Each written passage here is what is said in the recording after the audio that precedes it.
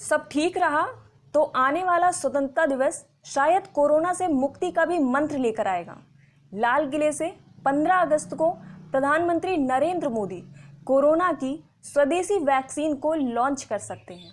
ICMR और Bharat biotech की साझेदारी से तैयार इस वैक्सीन का जानवरों पर परीक्षण पूरी तरह से सफल रहा है और इसके ह्यूमन ट्रायल यानी कि मानव परीक्षण की प्रक्रिया शुरू हो गई है। आईसीएमआर ने ट्रायल के लिए चुने सभी संस्थानों को तय समय सीमा के भीतर इसके अनुपालन का सख्त निर्देश दिया है। यदि 15 अगस्त को यह वैक्सीन लॉन्च हुई तो यह दुनिया में कोरोना की पहली वैक्सीन होगी। वैसे तो पूरी दुनिया में कोरोना की 140 वैक्सीन पर काम हो रहा है जो ट्रायल के विभिन्न फेज में है।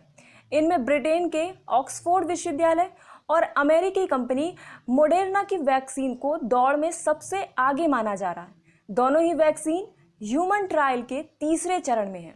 वहीं पूर्णतया स्वदेशी तकनीक से तैयार आईसीएमआर भारत बायोटेक की वैक्सीन को पहले और दूसरे फेज के ह्यूमन ट्रायल की अनुमति सोमवार को दी गई है। जाहिर है इस भारतीय वैक्सीन को दौड़ में पीछे माना जा रहा था। भारतीय चिकित्सा अनुसंधान परिषद आईसीएमआर के महानिदेशक डॉक्टर बलराम भार्गव की ओर से गुरुवार को वैक्सीन के ट्रायल के लिए चुने गए 1 दर्जन संस्थानों को लिखे गए पत्र से साफ होता है कि भारत दुनिया के अन्य देशों को पीछे छोड़ने की तैयारी में है।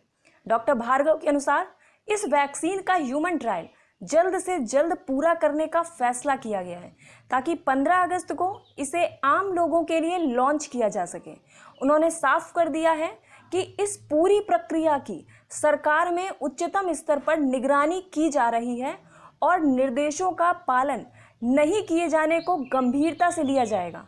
इसके साथ ही यह भी साफ कर दिया है कि 7 जुलाई के पहले ट्रायल के लिए लोगों का पंजीकरण भी हो जाना चाहिए।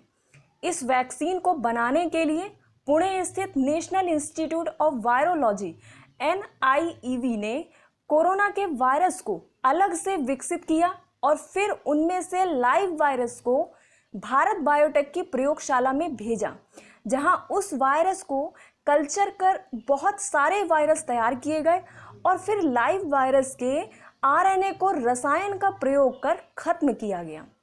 एक बार RNA खत्म होने के बाद वायरस तो लाइव रहता है, लेकिन आदमी के शरीर में जाने के बाद उसकी संख्या बढ़ाने की क्षमता खत्म हो जाती है। भारत बायोटेक के प्रमुख डॉक्टर कृष्णा इला के अनुसार लाइव वायरस की वैक्सीन के उत्पादन की क्षमता सिर्फ उनके पास है।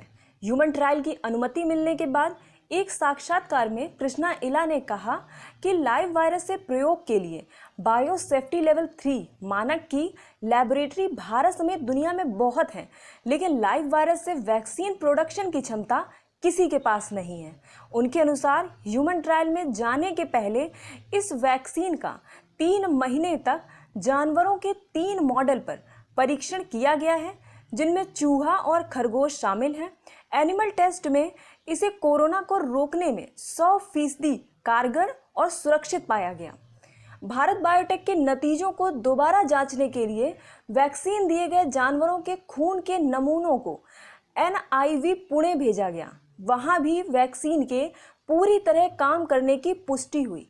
इसके अलावा NIV पुणे ने बंदरों पर इसका ट्रायल अलग से किया, जिसके नतीजे अगले 10 दिन में आ जाएंगे।